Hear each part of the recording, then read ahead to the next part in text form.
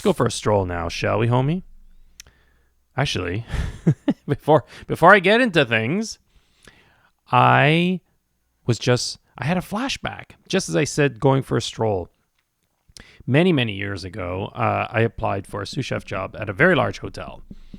And one of the things they asked you to do outside of the many interviews that they gave you was to do a cooking test. And what that was is I think you had to do like a four-course meal for the executive chef, executive sous chef, and the other sous chefs. And I ended up doing 7 courses, of course, because that's who I am. Just cause myself more stress. And one of the things you had to do was you give them a list, a shopping list. And the wild thing is that when you get there, I was expecting everything on a cart because I have proctored those kinds of tests before and after. And usually they put everything you ask for on a cart and they kind of wrap it up and they leave it for you. So you just have everything there. But no, they didn't do that. What they had was just everything scattered throughout the whole kitchen. This was a huge kitchen, massive. And the reason, what I found out later, the reason they did it that way, it was purposely. There was a purpose to it. And that was they wanted to see how you got along with the staff. Like, how did you talk to people? Because you're a leadership position. So how did you speak to people, especially those you don't know? And so I would have to walk around.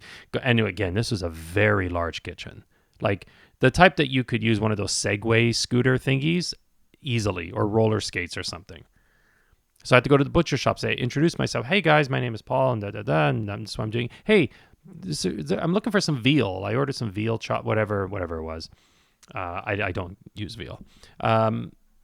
And they're like, oh yeah, and then you have to go to the veg department. You have to go to the garde manger. You have to go to the pastry section. You have to go. Hey, can someone show me where the dairy fridge? Can you show me where this is? I need this piece of equipment. And you just had to talk to them, and that was part of the test. And since then, I'd seen people be very rude, like, hey, you, where's this? And it's like, oh, okay. Anyway, the stroll part was I was getting crunched for time, and I needed my spatula, and I was in one part of the kitchen, and I left my spatula and pastry, which was the other end, and I was so annoyed with myself. And you can't run in the kitchen, right? It's like you don't run by the side of the pool. And I had to walk so fast. I was like, oh my God, I looked ridiculous. And I was sweating. Anyway, it all went well. They give you feedback and blah, blah, blah. Anywho. Speaking of kitchens, one cat that I know, I watch him on TikTok and Instagram, and mostly see him on TikTok. And he was talking about, he's an old school guy, kind of crusty, but he's lovely in many ways. And he's gotten crustier as as the years have gone on, I think. I don't know. And he was just saying, like, hey, back in, you can see, he said, there's too many diets right now. There's too many allergies. There's too many things. And he goes, back in my day, we just had a few allergies. There was like maybe shellfish or wheat or peanuts, eggs, which in many ways he's correct. Because back then, I'm talking the 90s, allergies, you didn't get a lot. You got some, but whatever allergy was, you took it seriously, right? Like some people carried EpiPens, the whole thing. And over the years, it just got, I don't know, I think we all had this idea that someone must have been out there saying that, hey, if you go to a restaurant and there's something on the menu you don't like, a component or something, just tell them you have an allergy to it. And they'll have to make you something different, or they'll have to make you something fresh or whatever. And so we saw spikes galore. And just now, everyone is allergic to this, and this. Now, I understand there's a lot more testing, and it's getting better at determining what people are. And there's many people with many kinds of allergies. I used to get literal lists of I'm like, okay, what am I supposed to do with this? But what we found is that there's a lot of people that just have preferences, like raw onions. They don't want raw onions on their salad at lunch because they're going back to work. They don't want to have onion breath. Makes total sense. Just say that. But what to say, I have an allergy to onions. Well, Onions are the base for almost everything in most kitchens. Sauces, soups, this and that. So what do you do? And I remember someone, and I kid you not, and I may have shared this on this podcast before, where someone said they were allergic to the color red. And they ordered a pizza. No sauce, of course. And then they sent it back asking for sauce. So I don't know what was wrong with that person. I don't know. Or someone who says they're diabetic or can't have sugar.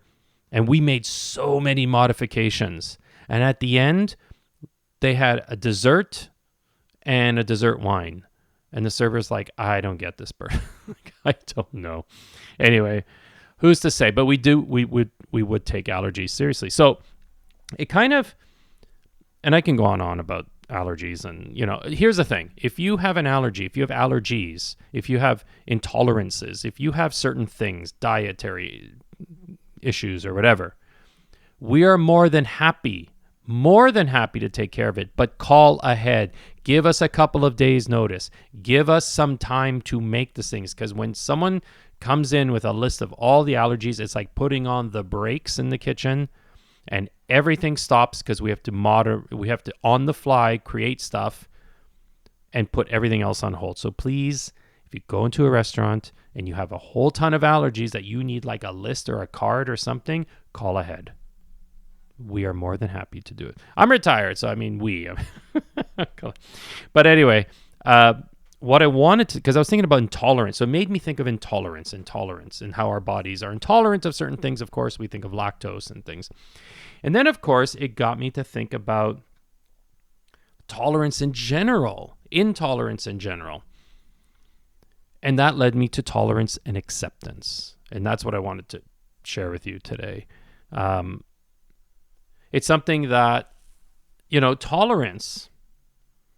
I remember in 12-step, when I was in 12-step, there was this thing, love and tolerance is our code, our creed. I can't remember. There was a like love and tolerance. And I thought, that's not, why are we stopping at tolerance? Like, why are we stopping there? Why don't we go into full acceptance? And I have a reason why. I have a thought that came up just recently why I think they have that. I could be wrong. But people use them interchangeably, tolerance and acceptance. And I just want to share with you, they're very different. Completely different. They may sound, on the surface, they may seem the same. But they're very different. And I'm going to share that. Take a break. I'm going to clear my throat. I don't know what's going on. But, and I have to go to the dentist soon, so I'm gonna have to get this out.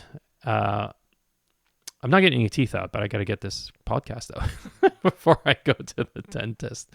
And by the way, and I realize I forgot to do a podcast last week. I forgot. I have never forgotten a podcast. I realized Thursday came and I'm like, what? I didn't do a podcast. Anyway, my apologies for the 12 people that follow me. Okay, get some water and we'll come back. So before I jump in, I just want to share that, and I'll talk more about it later, but I have been doing readings, spiritual readings, energy healing work, whatever you want to call it. I use a bit of, I use cards, divination, all this kind of stuff. Anything, it's an hour long. I can do them live or remote. Remote is for anyone who doesn't have the time or maybe a little shy or whatever it is. Remote, I still do everything. I videotape it. I send you photos, the whole thing. Live, we talk, but I also do spreads. It's a cool thing. And the stuff that comes out, sometimes mediumship comes in sometimes. So if there's anything that you're stuck in, anything that you want work around, any questions you have that you're not sure where to go, or you just want some information, where you're at, where you want to be, book a reading. It's groovy. It's such a, it's a wonderful. Anyway, there'll be link in the bio, in the description. All right. Intolerance, tolerance. So what is the difference between tolerance and acceptance, and why it matters to you? Like, who cares, right? I like what I like, and that's it. I can hear you scream. Tolerance, essentially, it's like the ability to endure. Like when I think of tolerance, I think of enduring. And it's always like with reluctance or disapproval. And like when you're tolerating something or someone, it's like you're biting your tongue, right? You're trying not to say anything negative, even though your brain might be screaming it. It's kind of like tolerance is sort of like a surface level acknowledgement without any genuine empathy or engagement. There's no real connection between you and the person, or you or in the people or situation or the group, whatever it is. And for those people who tolerate things, it's like a chore. It's a beneficial chore rather than a learning experience. It's like you're against instead of with. And examples that come to mind, like maybe tolerating a coworker's annoying habit or a neighbor's loud music. It could on a bigger scale or a deeper scale. Maybe it's like tolerating like a religion or a race or a culture or sexuality or gender or politics or any of those kind of big, heavy topics. When I think of a food intolerance, it's like your body is like rejecting something. It's incapable of like accepting or interacting with foods, that it just really it manifests in certain like rashes or whatever, that, or just rejects, right? And it's kind of the same when you have someone who cannot see past their own world or anything past like the status quo, quote unquote, whatever that means to them. And sometimes, with intolerances, more allergies, but let's say intolerances, it can feel like it's getting something poisonous, right? And in some ways, our minds and hearts see things in a similar way when we're coming at things in an intolerant way of being. The problem with tolerance, and and I'm going to share why it's also can be good. So I'm not like, throwing shade on tolerance. Tolerance can be very good, but it limits us, right? Because first of all, it implies like reluctance. It's like grudgingly accept. When you were a kid and you had to, and your parents forced you to apologize to your sibling because you whacked them on the head with a toy or something, and you just did it. Oh, I'm sorry. That's kind of like that's like tolerance, right? There's not a genuine sorry. It's just you're doing it begrudgingly. And the other person, your sibling, can feel like that they're not sorry. But imagine your energy is like that. When you're tolerating, it feels reluctant. And people can pick up on that. It also sort of perpetuates like inequality, right? So I'm thinking more systemic stuff, right? I'm tolerating you people in my country. We hear that kind of thing. I'm tolerating you in my apartment complex. I'm tolerating you at my high school, right? And it's not addressing the root problem, but there's definitely a sense of inequality. And again, that's bigger stuff outside my bandwidth, but definitely wanted to note that. Because that shows up also like in the workplace. That shows up in families, right? Tolerance also limits empathy. Of course it does, because you're not empathizing. It makes sense. You're not trying to understand anyone. You're not trying to walk in someone's shoes. You're just like, okay, I'm here, you're here. Sometimes I joke with my kids. We got to do something like, let's say we have to go get the passport pictures, some chore. And I'll joke, I'll say, listen, I don't want to do it. You don't want to do it, but we got to go do it. And I remember I got that? I got that from a sous chef. He's like, listen, I don't want to make this dish. You don't want to make this dish, but we got to do it. So, but it's like that, right? It feels like that. And obviously tolerance can mask prejudice, bias, any of those things, right? Any, isms, racism, sexism, whatever. Any negative, like it masks that. It just puts on, it's like painting, it's like turn that frown upside down. It's very much like that. And the other thing too that I notice is tolerance. It can be passive, right? It's passive. Especially again, when it comes to larger societal issues, it can people will endure differences rather than working to create like a more inclusive, equitable society, if you will. So again, I'm getting back into the bigger picture stuff, but it is important. It is important. And the thing is with tolerance, it's like a starting point. Like if you're okay, I'm jumping ahead, but it's a starting point. It's not an end point. Because to get into full understanding and acceptance, you have to move through tolerance, right? Tolerance is a first step, and it's a good first step. Like if you're someone who's just been intolerant their whole life, tolerance is wonderful then, right? But you want to keep the motion going. You want to move beyond tolerance and strive like for respect and allyship and all that kind of stuff. And again, I was thinking about, the 12 step, I was talking about love and tolerance is our code or whatever it was. And at first, like I said, what's wrong with, like, no, like, let's do full acceptance. Why don't we do that? But, when you look at people who suffer from addiction, many of us have been living in self-loathing for so much of our lives. And because of that, we were intolerant of so many other people because we felt like victimized and people are after, whatever. And so at least if we get into tolerance, at least we're stepping in the right direction, especially for those who have been self-loathing and just intolerant of people. So that's good. That's positive. And like I said, it's not all bad. Tolerance can be useful, like in keeping the peace, right? Even if that peace has tension, right? Like you guys are going to get along no matter what. And it's like, it gets quiet, right? It's like when people are quarreling and you shut them up, there's like this tension.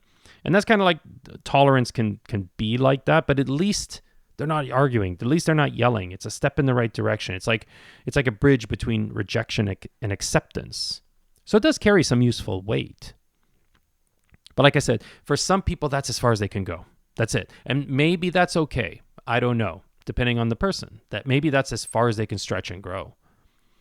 But I think for full growth, like for the full meal, you're having the appetizer with tolerance. You want the full meal. You want to step into acceptance, right? Like I have things I tolerate, like, bugs in my house, my family's messiness, because I'm a bit of a neat freak. I tolerate the algorithm on social media. It drives me bad, but, I got to work with it. So many things that we all tolerate. There's people we tolerate. But we just got to pick our battles too. That's the thing.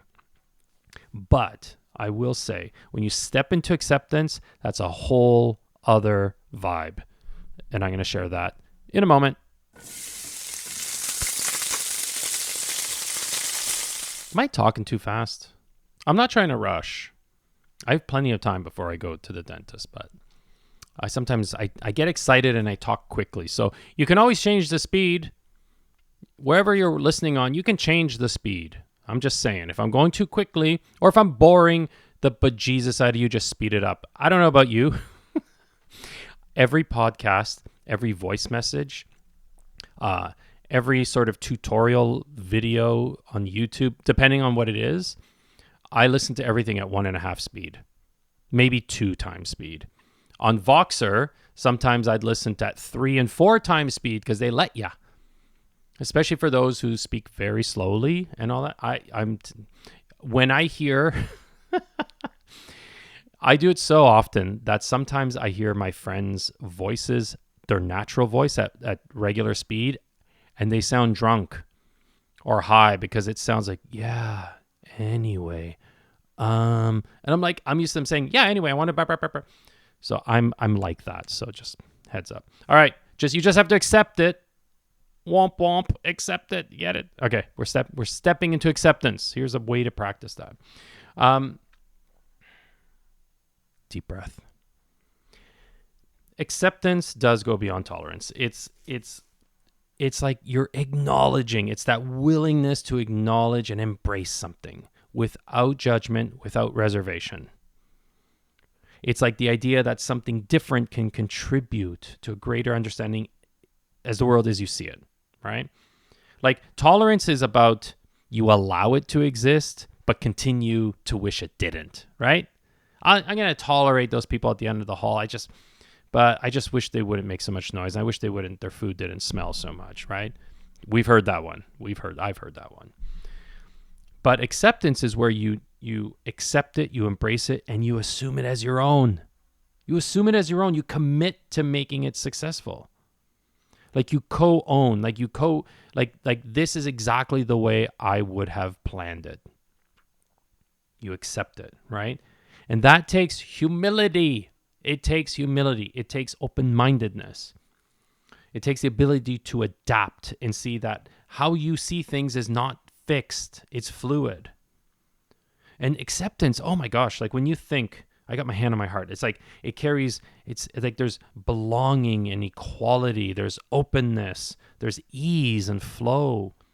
Whereas tolerance is more like it's painful. It's a battle. There's judgment and rejection and a sense of superiority, right? Like I will tolerate thee. I will tolerate thou. I don't know the old English way. I will tolerate you. Whereas, and you're like high perched up on a some balcony or something looking down. Whereas acceptance, you're sitting beside them, right? Like acceptance comes from the heart, whereas tolerance is like more heady. It's the difference between an emotion and a principle. And when you can accept, when you are standing in the space of acceptance, you become a better problem solver, because it's like, okay, let's make this win-win. How can we make this win-win? It supports our mental, physical health, because you're not stressing. You don't have cortisol shooting everywhere, causing you tissue damage or whatever. It helps us to know ourselves better, because we're going to be pushing and challenging ourselves, our thoughts and beliefs, right? And that's hard. Any growth, doesn't matter what, it's pushing and challenging your beliefs. That's it. Acceptance is also kind of like a form of forgiveness in a way. I remember, I always love Lily Tomlin. She had some great quotes. She had some great sayings. And she called forgiveness, or she refers to forgiveness as giving up all hope for a better past. Isn't that good? Oh my gosh, I wish I'd written that. And acceptance, when you can sit with people and accept them and empathize and all that, it brings you what? Like more inner peace, more gratitude. And it's not always easy. Again, humility. And that's a tough one.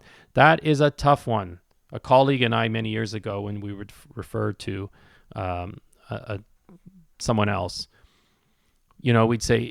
I'd say, we'd both say, humility is a very itchy sweater for them. So for some people, it's a very itchy sweater for many reasons. We're not going to get into that. But, I was thinking about acceptance and where that showed up in my life. And I'm going to share that in a second, but because it brought up something that I really wasn't expecting to pop up. But if you're willing to step into acceptance, if you want to practice it, it is something you can practice. Again, it's not easy. But when you feel like you're tolerating something, or the first thing I do is like, what's coming? When I notice the resistance, it's like, okay, what is that about? Why am I feeling that? Again, coming back to, let's say, my family, I'm just very neat, but I had to give that up. I had to accept that's how my house is going to be. I have 2 kids. I can fight it and tolerate it, but I was getting bitter and resentful. Why am I always picking up? And now I just accept it. But in accepting it, it doesn't mean that I condone them. I'll still tell them, hey, tidy this up. Can you pick up the clothes off the bathroom floor or whatever? But I'm not getting strung out on it. I just accept that they're kids, they're teens. Most teens, are just whatever. They're messy. They're kids. I just accept it as part of their growth, and I can help them to, when they're going to grow up and get to their own spaces, that they're going to tend to it. So anyway, I noticed my resistance and I challenged it. Why am I trying to control everyone? Aha. Other things that help with acceptance is being mindful, gratitude, serenity prayer. Talk about 12-step. God grant me the serenity to accept the things I cannot change, the courage to change the things I can, and the wisdom to know the difference. That's the short version, but that is the most common version, popular. Again, it's can I accept things I can't control? Sure. Make it easy. And there's things that I can control. Okay, let me figure out which is which. Another thing that helps is just really listening to people. We don't do this enough. We don't do this enough. We're too busy yapping, like me in this microphone. We're too busy like, I need to say my piece. I need to, on social media, I got to jump in, even though this post has nothing to do with me. I'm going to jump. People need to hear me. But we don't listen enough. We don't listen. We listen to respond, but we don't listen to understand. And so listening, what's people's story? Like once you humanize, when we say those people, when you get to know people and you hear their stories and all that, they don't become those people. They become who they are. And that's key for empathizing. Sometimes acting as if, like just pretend that you're accepting the reality. What does that look like? What does that look like? The person who can accept that this is going on. What kind of behaviors do they have? What's their mindset like? And then start taking that on. Another thing, this is powerful. Okay, so if there's one thing, and I've done this, is having a judgment journal. Ooh, this is a tough one because you're going to be writing in it or putting the notes in your phone very often. Where am I making judgments? I write it down. Who's the judgment about? What am I thinking about them? What am I making it about them? And then after a while, after a couple days, you just look at it and look at patterns. And I'm telling you that if you're interested in making changes, that's going to help you change because then you'll start to see where and how and when you do it. Acceptance is a choice. You choose not to accept something or someone. You choose it. I hate to tell you, you choose it. And you choose it for a reason. You can say, no, it's just, you choose it. It's a decision you made. I am not going to accept this person or this situation. And again, you don't have to accept everything. There's some things that are unacceptable. You know what I mean? So it's not, when I say acceptance, it's not condoning everything or everyone. Like you can still hold boundaries. So if I accept that Joe is not a very good cook, he's unorganized, and he's late, I can accept that about him. But if I'm his coworker, I'm not going to take on his work. I'm not going to cover for him that he's late again. And I'm not going to let him try to take me down with him if he wants to, do whatever. So I can hold my boundaries around that. Still accept him. I can still accept things and have boundaries around them. It's like forgiveness. The acceptance is for you. It's just, it's to give yourself that inner peace, like I said, right? And yeah. And I think the most important thing with acceptance is just being willing to practice it. Just being willing. Just saying, I'm willing to do this. It's whatever it is. So there you go. The one thing I did want to mention, because as I was thinking of examples, the thing that just blew up in my head was self-acceptance. I was thinking, like, I can accept so many other people and situations. Why can't I accept myself? That's been a lifelong struggle. I don't know about you, but I can accept a lot of people, and I can accept their warts, like love them or respect them or admire them, warts and all. And I have no problems doing it. Why do we struggle with it ourselves? That's a different podcast, but it's self-acceptance. That's the big one. That's the key. That's the big kahuna, the big enchilada.